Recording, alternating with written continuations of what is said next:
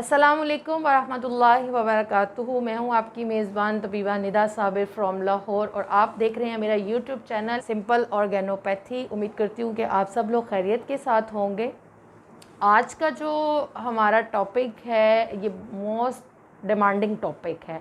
बहुत से लोगों ने हमसे रिक्वेस्ट की, बहुत से लोगों ने हमें लाइव में आकर कहा, बहुत से लोगों ने कमेंट बॉक्स के अंदर ये कहा कि इस टॉपिक के ऊपर ज़रूर बात करें। आजकल ये प्रॉब्लम जो है वो बहुत ज़्यादा लोगों को फेस करना पड़ रहा है। तो जी आज का हमारा जो टॉपिक है वो है ख़ारिश। ख़ारिश जो है वो बेसिकली कितने टाइप्स की होती है, उसकी क्या रीज़न्स होती हैं, पहले तो हम इसके ऊपर रोशनी डालते हैं। दूसरा, आजकल जो बहुत ज़्यादा इसकी मेन रीज़न बन रही है, बहुत से लोग कॉल्स पर हमें ये कॉल करके बताते हैं जी हमने बाहर जाने के लिए कोरोना की वैक्सीनेशन करवाई थी, उसके बाद से स्वेयर किस्म की एलर्जी हो गई है और बहुत ज़्यादा ख़ारिश का प्रॉब्लम हो गया, तो उसके लिए जो है वो ट्रीटमेंट करवाना चाहते हैं। तो आज के टॉपिक इतना अहम टॉपिक है, आखिर तक वीडियो को ज़रूर देखिएगा। मेरे चैनल को सब्सक्राइब करना मत भूलिए, बेल आइकॉन को प्रेस कर लीजिए ताकि आप लोगों को मेरी नई से नई आने वाली वीडियोस मिलती रहें।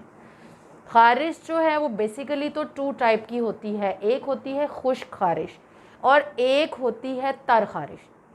तर ख़ारिश जो है इसको हम अपनी तिब्बी ज़ुबान के अंदर जर्ब कहते हैं और खुश्क ख़ारिश जो सी होती है इसको हम अपनी तिब्बी ज़ुबान के अंदर जो है वो हिक्का बोलते हैं।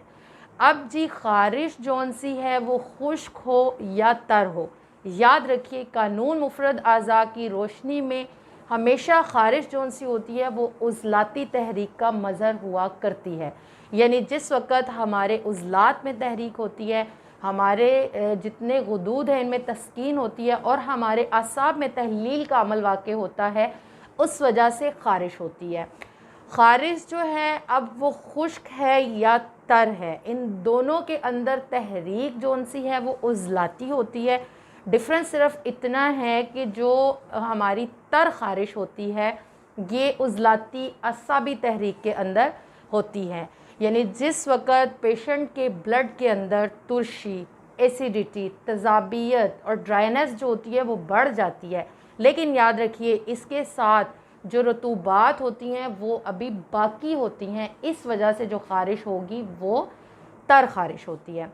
चूँकि यहाँ पर जो बलगमी रतूबात हैं वो तेज़ाबियत और तुर्शी की वजह से गाढ़ी और गलीज़ हो जाती हैं और क्या है उनमें सौदा के मिलने की वजह से इस बलगम का रंग जो होता है वो स्याह होने लग जाता है।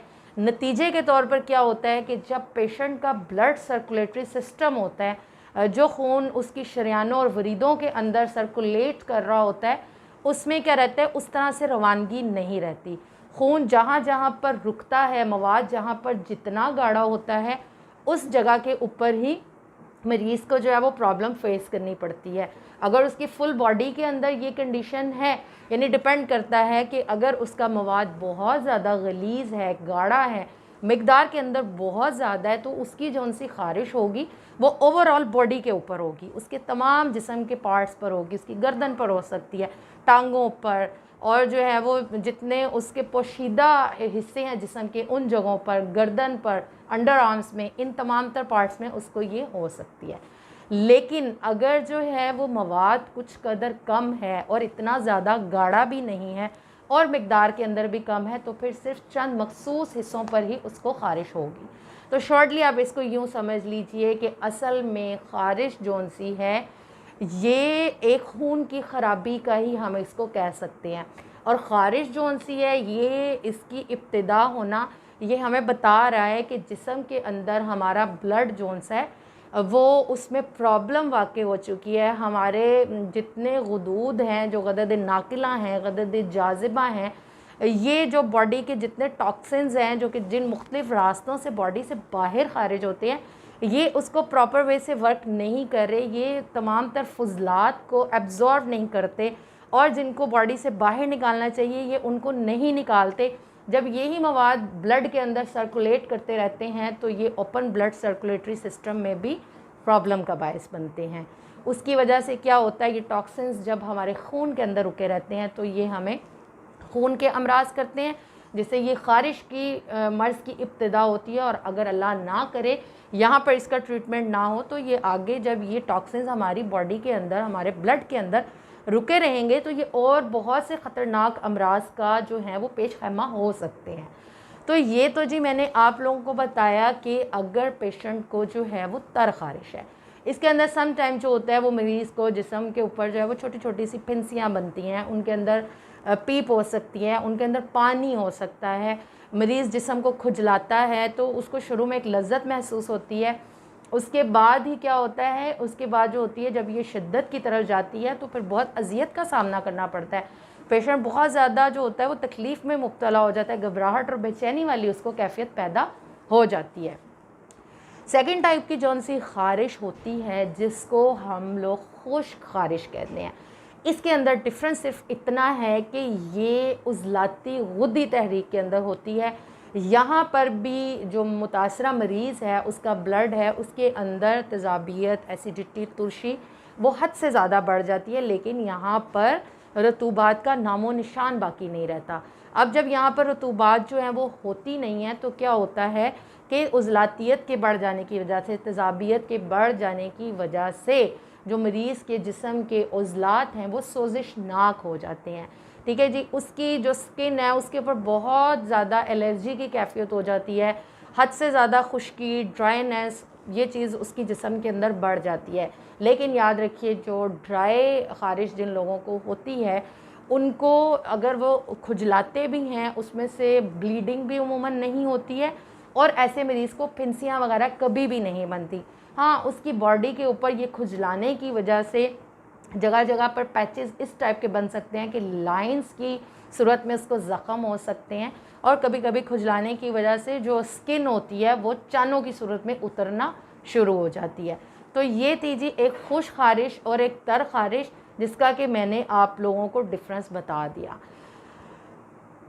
अब आगे हम लोग इसके ऊपर बात करते हैं कि आजकल जो पेशेंट हम लोगों से क्वेश्चन कर रहे हैं या हमें पूछ रहे हैं कि वैक्सीनेशन कराने के बाद जो है वो हमें स्वेयर किस्म की एलर्जी होगी। उसमें कुछ लोगों को बहुत ज़्यादा जो है वो प्रॉब्लम फेस करना पड़ रहा है, यानी वो स्वेयर टाइप की उनको एलर्जी होती है और कुछ लोगों को इतना ज़्यादा प्रॉब्लम नहीं होता लेकिन फिर भी उनको एलर्जी की सूरत हाल का सामना करना पड़ रहा है। तो याद रखिए ये कोरोना वैक्सीनेशन के साइड इफ़ेक्ट्स हैं। ठीक है, एक हिफ्ज़े मा तकद्दुम के तौर पर लोग इसको करवा रहे हैं और इसको करवाना किस हद तक ज़रूरी है या नहीं ज़रूरी, ये एक अलग से बहस है।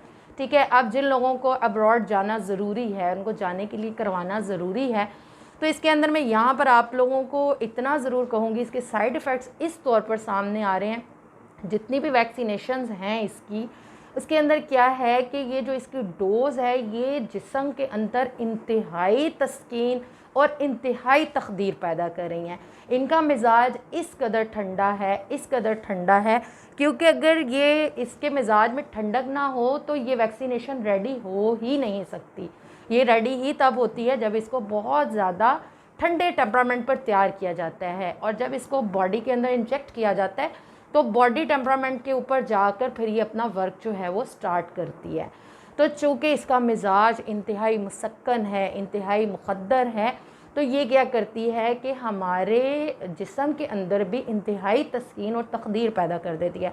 आप में से जिन लोगों ने करवाई होगी उनको इस बात का आइडिया होगा कि मरीज़ 2 to 3 डेज़ ऐसा फ़ील करता है जैसा कि उसको एक नूदगी की कैफियत है, जैसा कि उसके जिस्म जो है वो सुन सा हुआ है, उसका दिमाग सो रहा है, वो चलता फिरता ऐसी कंडीशन में चल रहा है जैसे कि वो चल भी रहा है लेकिन वो सो रहा है।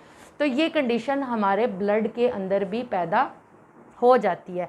याद रखें, हमारे खून की जितना सर्कुलेट करना है ये सब हरारत के साथ है। खून का मिजाज ही ऐसा है, अगर इसके अंदर हरारत नहीं होगी ये क्या, ये अपनी रवानगी पे नहीं रहेगा। ये ब्लड सर्कुलेटरी सिस्टम में क्या होगा, इसमें डिस्टर्बेंस पैदा हो जाएगी। अब यहाँ पर चूँकि ठंडक पैदा इतनी ज़्यादा हो गई हमारे खून के अंदर, इसके वजह से खून जौन सा होता है वो गाढ़ा हो जाता है, वो क्लॉटिंग करता है। तो अब जिस वक्त वो क्लॉटिंग करता है या वो मिजाज उसका जो यानी आप कह लें कि उसका मादा है वो गाढ़ा होना शुरू होता है, तो उसकी वजह से जो मवाद उसमें रुक रहा है और वो जो गाढ़ा हो रहा है, तो जिन जिन जगहों पर रुक रहा है और जैसी जैसी हर बंदे की बॉडी का टेम्परामेंट है, उसको उतनी ही स्वेयर या एक्यूट कंडीशन का जो है वो सामना करना पड़ रहा है। अगर उसके जिस्म के अंदर जो है वो मवाद ज़्यादा मिकदार के अंदर है और बहुत ज़्यादा गाढ़ा है तो उसको उतना ही ज़्यादा उसकी वजह से प्रॉब्लम का सामना करना पड़ेगा। और अगर कम है तो वो हल्की फुल्की थोड़े दिन की उसको वो प्रॉब्लम रहती है और उसके बाद से जो है वो ठीक होने लग जाती है। तो ये डेफिनेटली तौर पर कोरोना वैक्सीनेशन के साइड इफ़ेक्ट्स इस वक्त सामने आ रहे हैं। जो लोग ये कह रहे थे कि आजकल बहुत से लोगों का ये प्रॉब्लम है और लोग इस मसले के लिए बेहद परेशान हैं कि इसके लिए जो है वो क्या किया जाए, तो बात वही है कि जो मैंने आप लोगों को खुश्क और तर ख़ारिश के बारे में बताया, वहाँ पर सबब जो होता है वो क्या बनता है, लेकिन यहाँ पर मुसक्कन और मुक़द्दर वैक्सीनेशन के ज़रिए से खून का टेम्परामेंट ऐसा हो जाता है, खून के अंदर इस तरह के मवाद रुकने शुरू हो जाते हैं जिसकी वजह से खून जो होता है उसमें रवानगी नहीं रहती और वो जहाँ पर प्रॉपर वे से सर्कुलेट नहीं कर पाता और वो टॉक्सिन्स जो निकलने चाहिए वो नहीं निकल पाते, तो फिर वो इचिंग की सूरत में, ख़ारिश की सूरत में प्रॉब्लम उसको फेस करना पड़ता है। सेकंड वीडियो में आप लोग हमारे साथ ज़रूर रहिए, हम इसके ट्रीटमेंट के ऊपर बात करेंगे। उम्मीद करती हूँ आज के लेक्चर से बहुत ज़्यादा फ़ायदा होगा। दुआ में याद रखें, अपना ढेर सारा ख्याल रखिए। अस्सलाम वालेकुम व रहमतुल्लाहि व बरकातहू।